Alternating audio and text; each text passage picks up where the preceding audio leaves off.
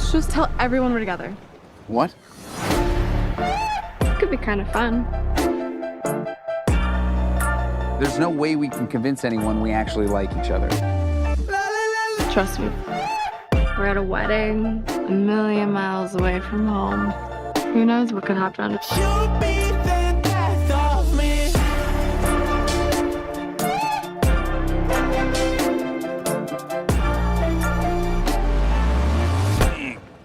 Convincing enough? Hey, Will Gluck, Clint Drieberg, Radio Nova. Thanks for your time. As you probably can tell from my accent, I'm from down under. How come you get to make a film in the best place in the world, Will? You've got a habit of doing this now.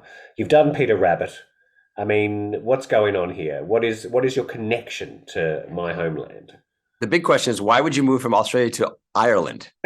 Yeah, that's a long story now. A couple interesting decisions went the wrong way, I think. I love Ireland, by the way. Yeah, we made the Peter Rabbit movies down there, and my family moved down there, went to school, and we fell in love with it for a lot of different reasons, as you probably know. And then I was frustrated making the movies that you weren't allowed to show Sydney for Sydney or Australia for Australia. You always had to hide it. Actually, we turned it into the UK, as you know, and we really wanted to showcase Australia because it's one of the most beautiful places in the world. So I said, let's write a movie that makes sense to be in Australia for Australia. And we did, and it was great. And not only did you have to make it in Australia, you had to get Sweeney to be in a movie set in Sydney. I mean, come on. Was that part of the plan, or was that just pure luck? It was serendipity, as you say in the movie. It was just happened to be. But yeah, it was really fun having Sydney in Sydney. And she fell in love. The whole cast fell in love with Sydney, Australia. So it's quite a place. And a couple of big Aussie names as well. Bryan Brown, who I've had the pleasure of, let's just say, having a couple of quiet ones over dinner with. And Bryan is a legend. And so when you team up Bryan Brown in a film like this, and then obviously add another legend like Rachel Griffiths, I mean, like, you are playing with Australian royalty here. Did you get the sense of that when you were making the movie?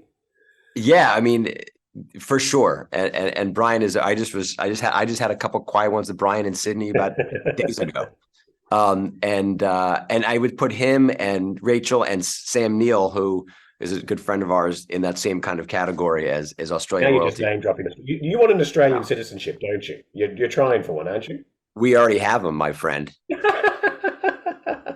Brilliant. Yes. Now, Anyone But You is not the conventional rom-com. It is slightly skew-if, let's just say. It's, it's warm and fuzzy and does all the right things that a rom-com should do, but it's not quite your straight-up scenario. How did you pitch it? How do you sell this film?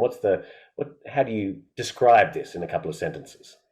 It's an adult rom-com, and by that I don't mean with the nudity. I mean more that it's two people falling in love and falling out of love and falling in back in love, but with an edgy adult sensibility, meaning that this is what adults would go through.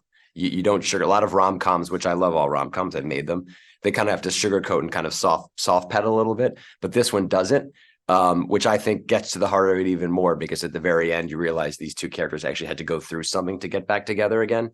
But at the end of the day, it's just about watching Sydney Sweeney and Glen Powell fall in love and out of love and in love on camera, which as characters, which is great.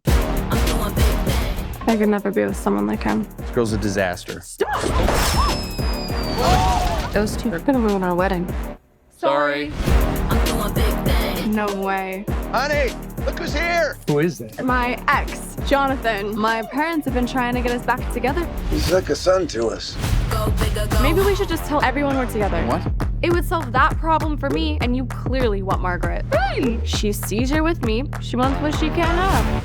Let's do it. It does take Friends with Benefits to another level, though, as well. Like, it's very real life. It's looking at love in all its ugliness. Romance and love isn't pretty, and it isn't happy endings, and it isn't, bad starts. It can be nice in the middle and bad at the end and bad at the start. Like, it's real life what you're doing.